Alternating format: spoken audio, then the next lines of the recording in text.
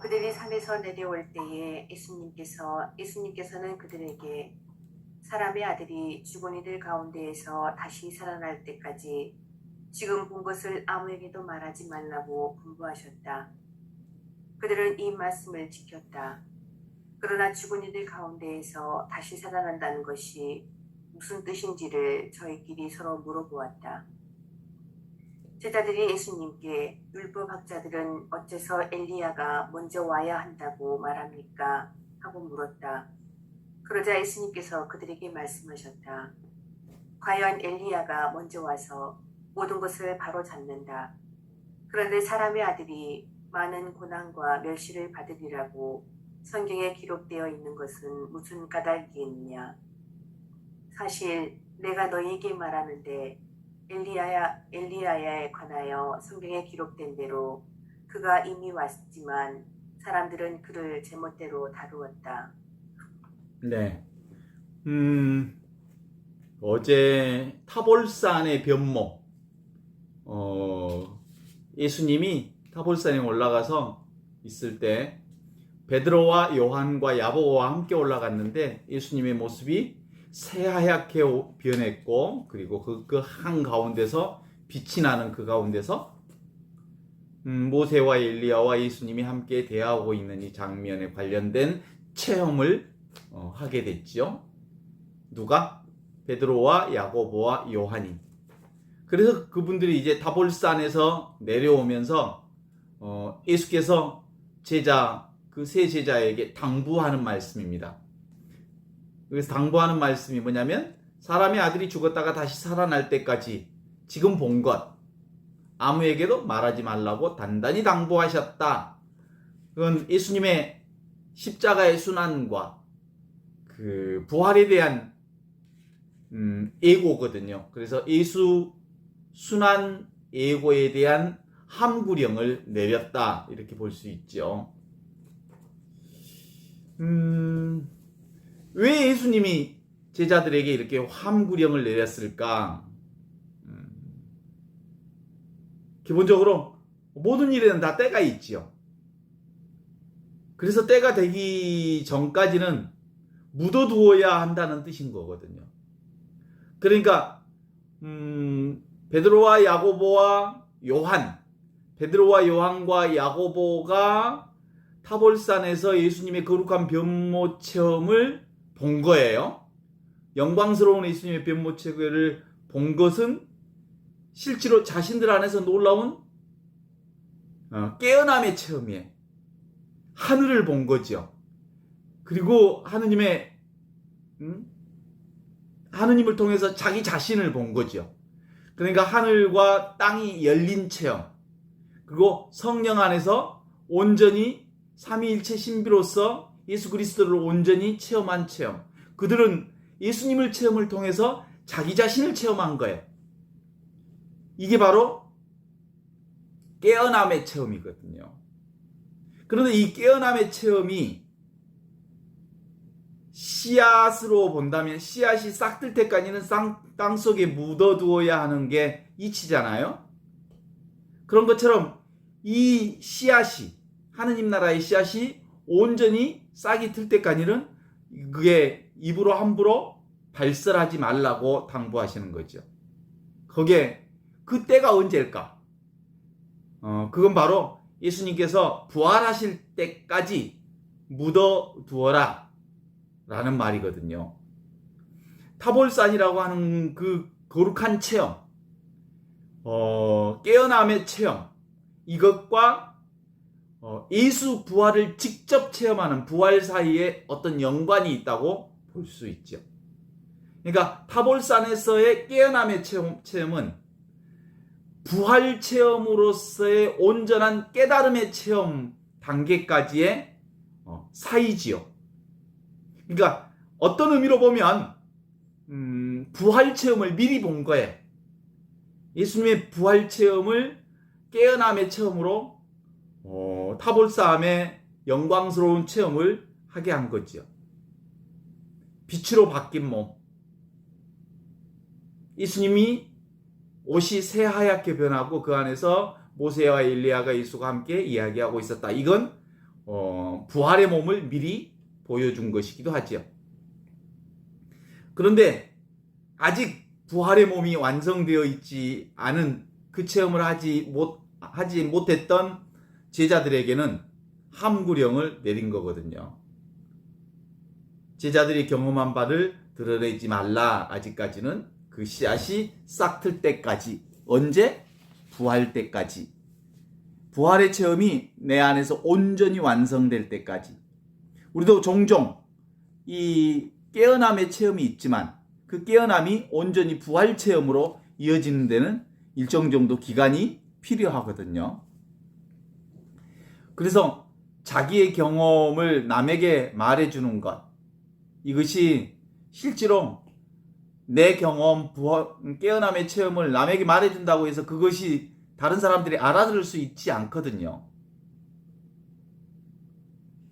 그래서 남에게 말한다는 것은 씨앗을 노출시키는 건데, 때가 지나서 씨앗을 노출시키면 씨앗이 죽어버릴 수도 있잖아.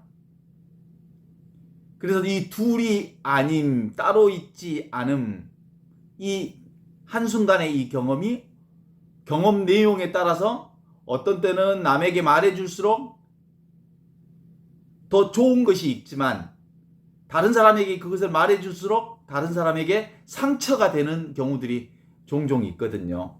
그래서 말해야 할 때가 있는지 아닌지는 자기가 지혜로서 구분할 필요가 있어요. 그렇습니다. 그래서 베드로와 요한과 야고보 이 세 제자의 체험은 타볼산의 체험이지기는 하지만 이 둘이 아닌 체험이 실제로 온전한 부활 체험으로 가는 데까지는 일정 기간이 필요하다라고 하는 거거든요.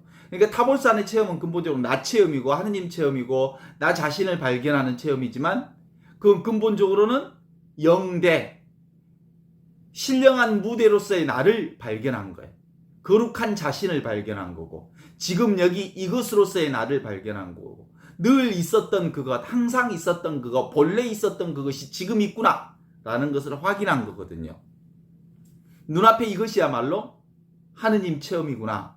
이 하느님 체험은 순간 내게 있었지만 그 하느님 체험을 일상생활 안에서 매일 매 순간마다 살아가기에는 아직 내 안에서 성숙되어 있지 못한 부분이 있다 이런 거거든요. 이 거룩한 체험은 남에게 말해주려면 하느님과 나와 신령한 지금 여기 이것이 일상생활 안에서 늘 눈앞에 이것으로 드러나야 할 때가 온 거거든요. 왜냐하면 사실 본래 있었던 하느님 나라의 이 체험을 일상생활에서 체험하는 데는 일정 정도 우리가 기간이 필요하기는 하지만 그 경험한 바를 실제로 언어로 담기에는 한계가 있어요. 왜냐하면 하느님 나라의 체험, 하느님의 체험, 하느님이라고 하는 분은 언어로 담을 수 없는 분을 언어로서 그 진실을 얘기한다는 게 부적절하거든요. 그래서 인간의 언어로 하느님의 체험을 담는다는 것은 그 자체가 언어 도단이야. 왜냐하면 언어가 끊어진 자리에 비로소 하느님 체험이 있었기 때문이거든요. 인간의 언어로서는 도대체가 표현할 수 없는 자리에서 하느님이 내 안에 쑥 들어왔거든요. 그걸 그런 거거든요. 그 자리가 그 자리예요. 인간의 언어가 끊어지는 그 자리. 놀람. 말로 표현할 수 없음. 언어가 끊어진 그 사건을 언어로 전달할 수 없습니다. 성스러운 경험을 손상시킬 수 있는 일이거든요. 인간의 언어로서 전달한다는 것. 그래서 인간의 언어라는 게 얼마나 한계가 있는지 우리 살면서 다 잘 알잖아요. 그래서 예수님은 인간의 언어 한계와 장벽을 잘 알기에 함구령을 내린 거야. 아직 말할 때가 아니다. 아직 말할 때가 아니다. 인간의 언어로 담을 때가 아니다. 이렇게 본 거거든요. 그것이 뭐예요? 이거예요, 이거. 눈앞에 이거. 이건 설명할 수 없어. 진짜로 체험한 사람들은 이건 설명은 안 되지만 내게 분명한 이거. 나 있어 없어. 나 분명히 있는데 있는 나를 어떻게 설명해? 그냥 있어. 그러는 거지. 그래서 이 하느님 나라의 이 체험이라고 하는 것은 언어 이전의 이것, 생각 이전의 이것, 감정 이전의 이것. 그래서 이것은 태어나지도 않고 죽지도 않는 이것, 원래부터 있던 이것, 늘 있던 이것, 항상 있었던 이것, 천지창조 이전부터 있었던 이것, 그것이 본래 있던 그것이 지금도 있다. 그래서 본유, 금유. 본래 있던 게 지금도 있다. 그래서 제자들에게 지금 보고 들은 것을 아무에게도 말하지 말라는 함구령을 내린 것은 그 말을 듣게 될 사람보다 제자들 자신들을 위해서 그 말을 하신 거예요.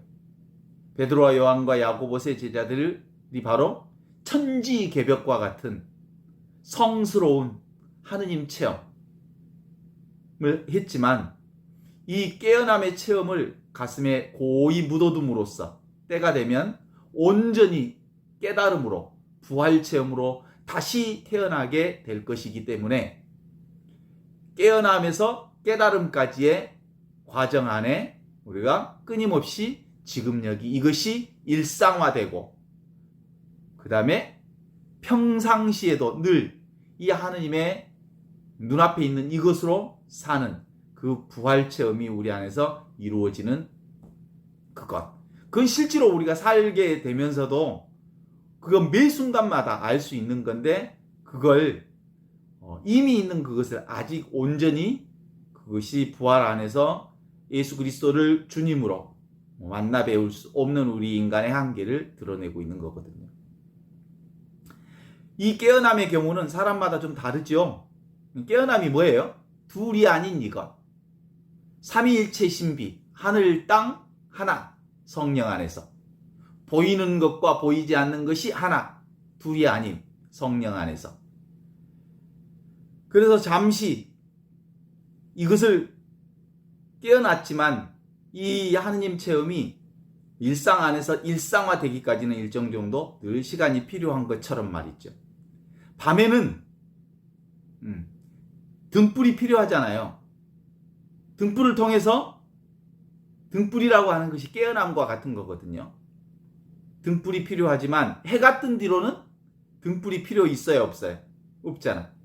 그러니까 해가 뜬 뒤 깨달음의 그때에는 더 이상 등불의 길을 밝힐 필요가 없게 되는 때가 온다.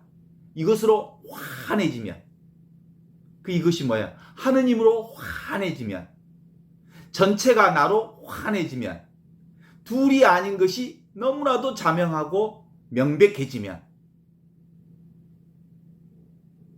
예수님 당시 베드로와 요한과 야고보는 예수님의 순환 예고를 알아듣지 못했어요. 그래서 서로 물어보다가 메시아가 오기 전에 엘리야가 먼저 온다는 율법학자들의 말이 무슨 뜻이냐고 예수님께 다시 되묻지요. 그때 예수님이 이렇게 얘기합니다. 엘리야가 먼저 왔고 그 다음에 사람들은 그 엘리야를 제멋대로 다루었다라고 대답합니다. 여기서 엘리야는 뭐예요? 세례자 요한을 얘기하는 거거든요. 사람들이 세례자 요한을 죽였잖아요. 그러니까 엘리야는 곧 세례자 요한은 엘리야의 그 환생이라고 보기도 했어요. 당대에서. 세례자 요한. 엘리야가 다시 태어났다고 하는 사람도 있습니다라는 증언이 있었거든요. 그런데 실제로는 이제 부활한 그 눈으로 보면 실제로는 엘리야와 세례자 요한이 둘이 아니거든요. 예수와 우리가 둘이 아닌 것처럼.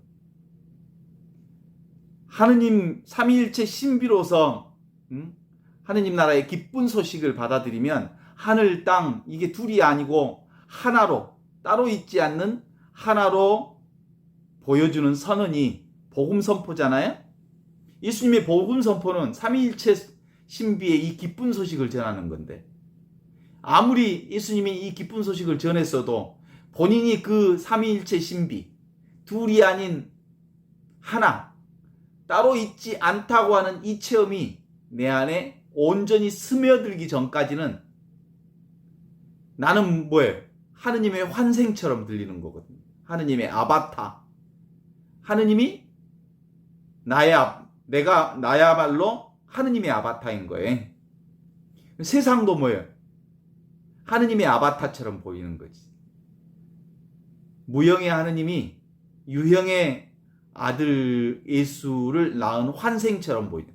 그러니까 눈이 완전히 뜨기 전까지는 환생한 것처럼 아바타처럼 보이지만, 눈이 완전히 뜨면 뭐예요? 깨어남에서 깨달음으로 가면 완벽하게 예수와 내가 둘이 아니고, 하느님과 내가 둘이 아니고, 온 세상과 내가 둘이 아닌, 따로 존재하지 않는 이 하나의 신비, 이 신비를 체험하게 된다는 거거든요. 독립된 자아가 있다고 하는, 따로 존재한다고 하는 내가 있다는 것은 미망이에요. 망상이라고. 여기서 깨어나는 것이 깨어남이거든. 여기서 완전히 일상생활 안에서도 그리스도의 사람으로 사는 게 이제 부활한 사람이 되는 거거든요. 오늘 예수님의 이 함구령이 세례자 요한이 엘리야로 환생한 것을 잘못 받아들이는 사람들이 있을 수 있어요. 환생이라고 하는 건 불교에서나 쓰는 얘기이지 않을까? 그런데 사실은 세례자 요한이 엘리야의 환생이다 라고 말하는 것을 받아들이지 못하는 사람은 늘 있어 왔고, 앞으로도 그렇게 환생으로 받아들이지 못할 사람들이 많을 거예요. 그렇지만 자기가 알고 있는 것으로 울타리를 치고 그 안에 갇혀 있으면 바깥 소식, 기쁜 소식을 알아들을 수 없거든요. 엘리야는 세례자 요한의 환생 소식이다라고 말하는 것은 상대계, 이 세상 안에서의 그 세례자 요한을 보는 방식이거든요. 그죠? 그런데 예수님의 부활이라고 하는 절대계의 방식으로 보는 건 지금 여기 이 자리가 바로 엘리야와 그 다음에 예수와 모세와 하느님과 나와 모든 게 하나로 존재하는 그 자리거든요. 둘의 자리가 아니요. 이게 뭐예요? 지금 여기 이 자리. 지금 여기 이 자리가 예수님과 엘리야와 모세와 그리고 온갖 이 세상을 함께 사는 그 사람들이 살았던 그 자리가 지금 이 자리. 그래서 상대계와 절대계의 차이라고 말할 수 있는 것으로 본다면, 노자의 말을 빌려서 보면 상대계를 그릇이라고 말할 수 있다면 절대계는 통나무라고 말할 수 있어요. 통나무로 나무 그릇을 만들잖아요. 그죠? 그러니까 통나무는 있는 그대로 그것을 얘기하는 거고, 통나무를 가지고 그릇을 만든다고 하는 것은 이 세상의 일이거든요. 그러니까 제가 이 얘기를 하면 알 듯 모를 듯 그러죠. 깨어남이라고 하는 건 온통 통나무로 되어 있구나, 통나무에서 그릇도 나오고 책상도 나오고 의자도 나오고 그랬구나 라는 걸 아는 거예요. 이게 바로 부활의 신비 체험입니다. 지금 여기 눈앞에 이것이야말로 부활의 체험이거든요. 이게 분명하면 우리는 부활을 살고 있는 거거든요. 이게 분명하면 우리는 예수님께서 우리에게 가르쳐 주신 하느님 나라의 기쁜 소식인 복음을 사는 거거든요. 이게 바로 텅 비어 있지만 분명하게 살아있는 진공묘유로서 하느님 나라를 얘기하는 거고, 성성적적 아주 고요하고 아무것도 없는 것 같은데 분명하고 확실한 내가 있듯이, 그게 바로 지금 여기 부활하신 그리스도, 그분이 살았던 이것을 지금 내가 여기서 사는 세상이라고 말할 수 있죠. 그래요. 부활의 안목이 열리면 삼위일체 하느님의 신비를 환히 알아볼 수 있어요. 그때가 되면 우리가 하느님 나라의 안목이 열리지 않는 것입니까? 라고 하는 말을 알아들을 수 있어요. 하느님 나라의 안목이 열리지 않는 이유, 첫째, 그것은 내가 너무 아는 것이 많아서 그래요. 생각이 많아서 그래요. 지식이 많아서 그래요. 지식으로 하느님을 알려고 그래서 그래요. 대상으로 하느님을 알려고 그러니까 절대로 알 수가 없어요. 인간의 지식으로, 하느님을 대상으로, 내 소나기에 하느님을 잡아 넣으려고 하고 머릿속으로 하느님을 이해하려고 하면 할수록 그건 다 망상이요, 허상이요, 착각이요, 그런 거예요. 하느님을 알았다고 입으로 말로 열기만 하면 그건 개구직착, 말하면 틀린 거예요. 하느님이 이것이다 라고 말하는 것은 반드시 틀린 거예요. 하느님은 말로, 언어로 얘기할 수 없기 때문인 거거든요. 사람의 눈을 막는 것, 그리고 하느님을 보는 눈을 열리지 못하게 하는 것, 그것은 무식한 게 아니라 너무 유식해서 그런 거예요. 그래서 예수님 말씀하시잖아요. 똑똑하다고 하는 사람들과 안다고 하는 사람들에게는 그 모든 것을 감추시고 철부지 어린아이들에게 나타내 보여주시니 하느님 감사합니다 라고 말하듯이, 이 하느님 나라는 내가 안다고 생각하는 순간 그런 하느님은 없어. 그래서 눈이 밝으려면, 안목이 열리려면 그 노자가 말하는 것처럼 학불학이라고 그래요. 날마다 학불학,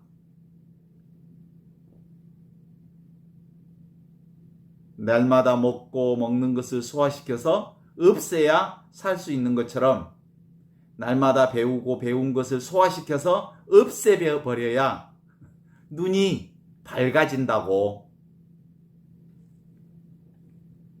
그래서 위학 일익이라는 말이 있어요. 위학.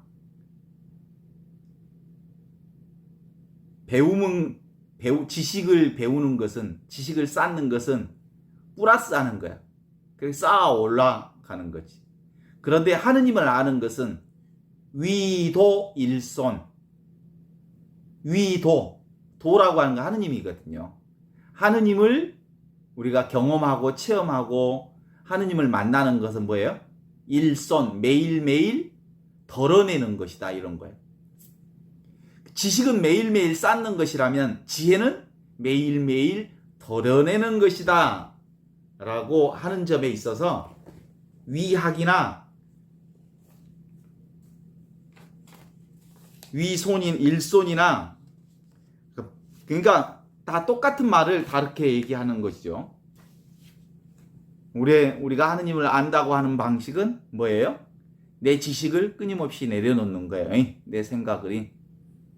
그래서 복음의 기쁜 소식은 나를 만나는 소식이야. 내 것 아닌 것을 취하는 게 아니라 있는 그대로의 나를 만나는 거예요. 있는 그대로의 자신을 만나는 것. 이게 바로 진짜 나를 만날 때 참으로 기뻐. 그래서 이게 예수님이 우리에게 전해주신 기쁜 소식은 너 자신을 만나가라. 참된 너 자신과 진정으로 만나가라. 그런데 그 참된 나라고 하는 건 어디 다른 데 있는 게 아니라 이미 있는 너를 있는 그대로 보라, 이런 거거든요.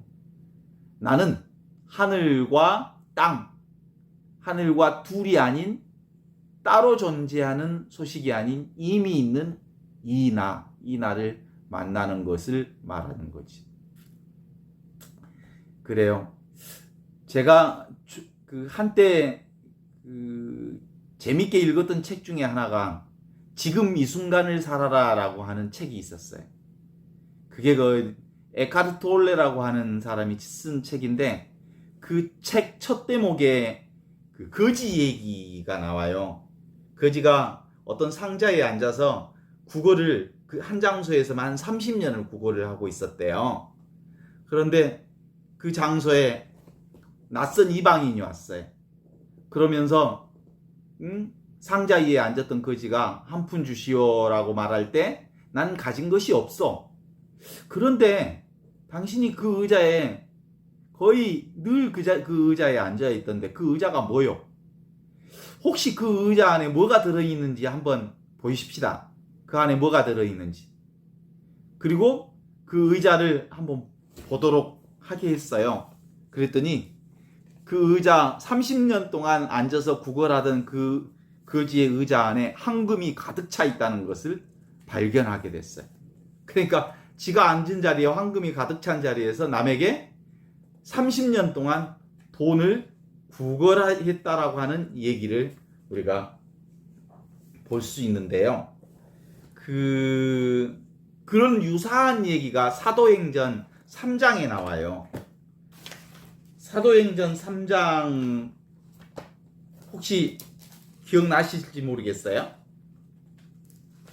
제가 한번 사도행전 3장을 찾아갖고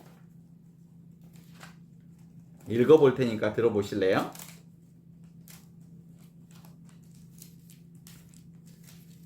사도행전 3장이 이렇게 나오거든요.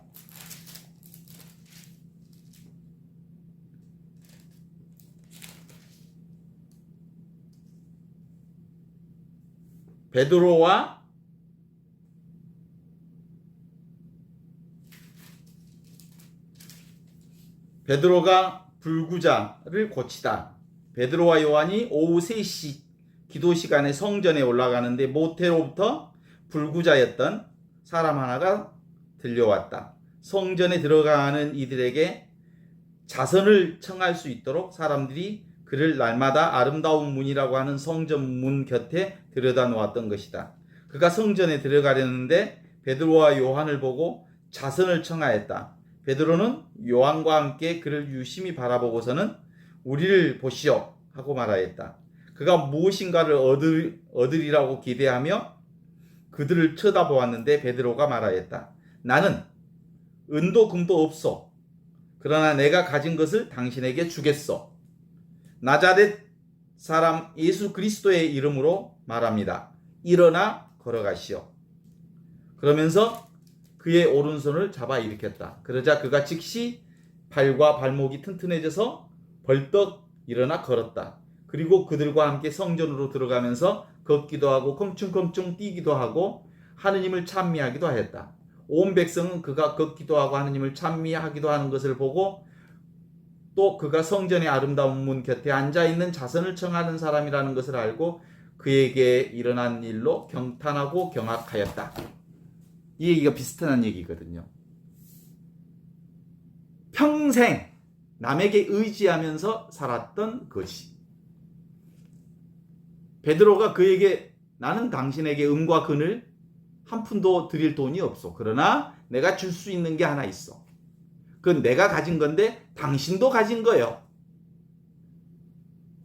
나자렛 예수의 이름으로 일어나 걸어가시오. 그러니까 기본적으로 베드로를 통해서 거지는 자기의 본래 있던 그 거룩한 하느님의 성품을 발견하게 해준 거예요. 보물을 발견하게 해준 거예요. 바로 그 보물을 통해서 그가 다시 남에게 의지하지 않고 이미 하느님에게 있는 그 선물로, 보물로서 살게 되었다라고 하는 거거든요. 이게 바로 삼위일체 신비의 기적적 얘기거든요. 하느님 나라는 바로 자신이 직접 경험하는 거거든요. 동의하십니까? 나는 하느님을 뭔지 안다라고 솔직하게 얘기할 수 있는 사람 손 들어봐요. 나 하느님 안다. 나는 하느님이 뭔지 모르겠다. 손 들어봐요. 나는 하느님이 뭔지 안다. 나는 하느님을 체험해 봤다. 나는 하느님을 한 번도 체험해 본 적이 없다. 나는 하느님이 뭔지 모르겠다. 이렇게 얘기하면 어느 부류인가에 지금 손들 사람들이 많이 있어요. 하느님을 한 번도 체험해 보지 못했다. 라는 말은 하느님이 뭘까요? 습관적으로 하느님 체험이 내 안에서 매일 매 순간 이루어지고 있느냐라는 거거든요. 제가 지금 같이 경험하는 것을 실제로 예수님께서 우리에게 가르쳐 준 거거든요. 예수님의 기쁜 소식, 복음이라고 하는 것은 지금 여기 눈앞에 이게 하느님이다. 본래 있던 것이 너에게 있는 그 하느님으로 너는 살고 있다. 네가 곧 하느님과 둘이 아니다. 라는 거거든요. 이건 누군가가 그렇게 아무리 얘기해 줘도 본인이 그것을 체험하지 못하는 한 그 하느님은 내가 없는 거거든요. 한번 경험해 볼까요? 우리는 늘 하느님을 체험한다는 걸 경험해 봅시다. 우리는 대부분 여기 전라도 사람, 광주 사람들이 많이 있으니까 그 5.18 금남로 옛날 구도청 5.18을 지키던 그 옛날 구도청을 한번 떠올려 보면 금방 떠올리잖아요. 분수대 떠올려지지요? 그러면 명동성당 다 가본 사람들이시니까 명동성당 한번 떠올려 봐요. 금방 눈앞에 떠올려지지요? 명동성당의 성모당 떠올려지지요? 주교관 떠올려지지요? 어디서 떠올려져요? 눈앞에 여기서 떠올려지잖아요. 지금 여기 이 자리에서 지금 그러면 내가 가장 사랑하는 나의 부모님 돌아가셨던 지금 살아계시던 어떻든 간에 부모님 떠올리면 떠올려지지요? 내가 가장 사랑하는 나의 자녀들 떠올리면 떠올려지지요? 본당 신부 신부님 한번 떠올려봐요. 떠올려지지요? 수녀님 떠올려지지요? 네. 이 자리에서 온갖 것이 다 떠올려지는 이 자리, 지금 여기 이 자리, 눈앞에 있는 이 자리, 지금 이 경험이 바로 하느님 자리요, 바로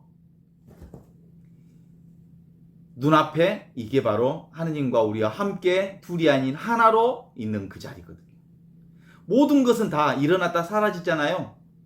명동성당도 떠올렸다가 사라지고 부모님도 떠올리면 떠올렸다 그 자리에서 사라지고 그 자리에서 또 아들도 떠올리면 사라지고 내가 좋아하고 사랑하는 친구들도 지금 떠올렸다가 사라지고 모든 것은 그 자리에서 떠올렸다가 사라질 수 있는 자리지만 떠올리는 그 자리는 늘 항상 변함없이 있잖아요.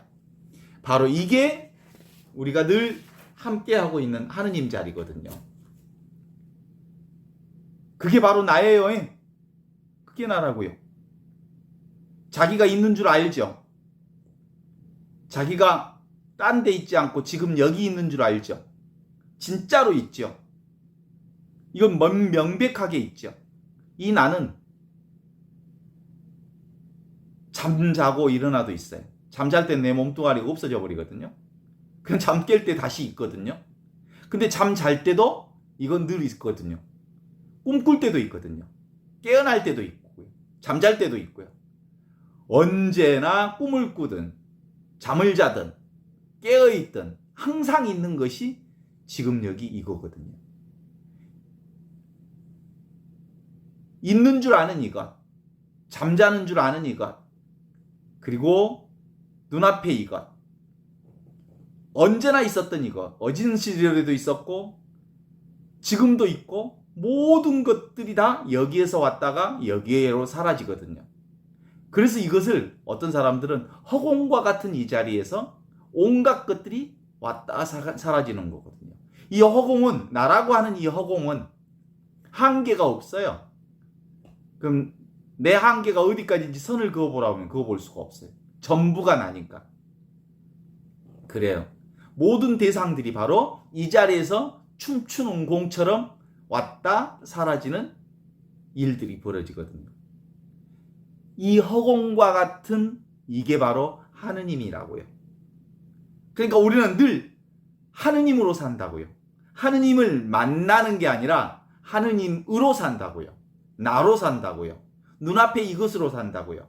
텅 비어 있지만 알아차리는 이것으로 산다고요. 아무것도 없는 것 같지만 너무나도 자명하게 있는 이것이 바로, 눈앞에 있는 이것이 바로 하느님, 그분과 함께 살고 있음을 너무나도 명백하게 매일매일 경험하면서 사는 거거든요. 오늘 누군가 만났는데 병원에 갔다 온 나를 보고 많이 늙어 보인대요. 그렇지. 그 나이가 뭐 50대, 60대, 70대 먹은 사람들은 한 번씩 푹 아프면 많이 이렇게 늙어 보인다고 그래. 그쵸? 애들은 한 번씩 크게 아프면 아픈 만큼 성장한다고 그러지만 나이 먹은 사람들은 한 번씩 푹 아프면 푹 늙어 보인다고 그러지. 그럼 이 몸뚱아리는 성장하거나 늙어 보이거나 그렇게 돼 있어요. 그렇지만 보고 듣고 느끼고 아는 이것은 늙어요, 안 늙어요? 한치도 늙지 않아요. 변함이 없어요. 늘 이것이에요. 영원한 이것이에요. 그게 뭐예요? 우리가 늘 이 놀라운 이것으로 살았다는 것이 오늘 우리의 얘기거든요. 지금 우리의 눈앞에 이것이 있어요, 없어요? 너무나도 분명하게 있죠? 이것은 늘 있는 거예요. 특별한 게 아니에요. 그래서 하느님의 이미지에 대해서 우리가 좀 분명하게 생각할 필요가 있어요. 너무나도 일상적으로 있다. 그래. 딱 박수를 치면 딱 소리가 나잖아요. 딱 소리를 아는 이것이라고. 꼬집으면 아픈 이것이라고. 아무것도 아닌 이것이 진짜 하느님의 그것이라고요. 이것은 모양도 없고 소리도 없고 느낌도 없지만 이것이 바로 하느님이며 나와 둘이 아닌 하느님으로 사는 거라는 거예요. 제가 자꾸 이 얘기를 하는 것은 사람들이 자꾸 눈에 보이는 것만 쫓아다녀서 보이지 않고 냄새도 없고 색깔도 없고 모양도 없고 변함 없는 이것을 너무나도 무시하고 사니까 이 얘기를 자꾸 얘기해서 이것 말고는 다른 것은 다 왔다 가는 거예요. 있다 사라지는 거예요. 왔다 가는 거고 발생했다 없어지는 거고. 그러나 이것은 영원히 없어지지 않을 이 자리가 분명해야 되는 거거든요. 이것은 잃어버릴 수가 없어요. 지금 눈앞에 이것이어서. 우리가 이 연필을 딱 내려놓으면 떨어지잖아요. 이거 뭐 때문에 떨어져요? 중력이 있어서 떨어지잖아요. 근데 중력이 보여요, 안 보여요? 중력은 안 보이죠. 그러나 작용하죠. 분명히 작용하잖아요, 중력이. 그거하고 똑같은 거예요. 나는 안 보이지만 나는 분명히 있는 그거예요. 하느님과 나는 보이지 않는 허공과 같은, 거울과 같은, 그래서 보이지 않는 거지만 늘 있는 이거거든요. 없는 듯 있는 이것. 이건 알고 모르고가 아니에요. 그래서 이건 생겨나고 사라지는 것도 아니고, 이건 더럽혀지거나 깨끗해지는 것도 아니고, 이 안에서 명동성당도 떠오르고 성모상도 떠오르고 우리 성당도 떠오르고 우리 집도 떠오르고 내 사랑하는 사람도 떠오르고 여기서 온갖 일들이 다 일어나고 생각이 일어나고. 그래, 이것을 모든 것이 일어나고 사라지는 그곳을 뭐라고 하냐면 당처라고 그래. 이 당처, 나를 포함해서 전부 이거예요. 둘이 아닌 이 하느님의 신비가 바로 예수님께서 그토록 우리에게 가르쳐 주신 하느님 나라의 기쁜 소식이거든요. 이것을 이제 한번 본 사람들은 깨어남을 통해서 이것이 분명하다는 걸 안 사람들은 이제 이것이 나의 삶과 생활 속에서, 일상 속에서 늘 하나로, 이걸 아닌 것은 다 망상인 거거든요. 자, 생각 뭐예요? 여기서 나온 망상이에요, 망상. 그건 이따 사라지는 거거든요. 생각에 속지 말라는 얘기는 바로 그것이거든요. 항상 사라지지 않는 이 진실, 이 진리, 이것이 우리에게 분명하면 우리는 더 이상 속지 않을 수 있다. 인도의 어떤 소매치기 얘기를 같이 공유해 보고 싶은데, 인도의 최고의 소매치기가 있었대요. 그런데 어떤 사람이 마지막으로 내가 실력 발휘를 해야 되겠다 그러는데, 인도의 최고의 다이아몬드 보석상에 갔는데 아주 부자라고 생긴 사람이 그 가게에서 최고로 비싼 다이아몬드를 사더라는 거예요. 그래서 소매치기가 이쯤에 내가 마지막 실력 발휘를 벌여야 되겠다. 그리고 그 사람 호주머니를 다 뒤졌는데 없어. 근데 인도에는 아주 땅이 어마어마하게 넓어서 그 사람이 기차를 타고 자기 집에 가는데 기차를 동승을 했어. 그래서 그 사람이 가지고 있는 가방 그리고 속옷까지 다 뒤졌는데 결국 다이아몬드를 못 찾았어. 이 소매치기가. 자존심이 너무 상했어. 그런데 기차에 내려서 자기 집 앞에 들어갔을 때 너무 자존심이 상하게 인도의 최고의 소매치기인데 결국 마지막 단계에서 그 다이아몬드를 발견하지 못했다고 하는 것. 그래서 여보시오, 내가 당신에게 솔직하게 얘기하겠소. 당신이 분명히 보석상에서 다이아몬드를 산 것을 내가 봤고 나는 인도에서 최고의 소매치기인데 당신을 내가 온몸을 다 뒤졌는데 그 다이아몬드가 없어. 어떻게 숨겼어? 그랬더니 그 주인이 그런 거예요.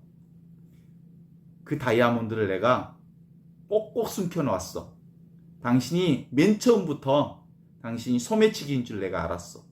그래서 당신의 가장 안주머니에다가 그 다이아몬드를 집어넣어놨어.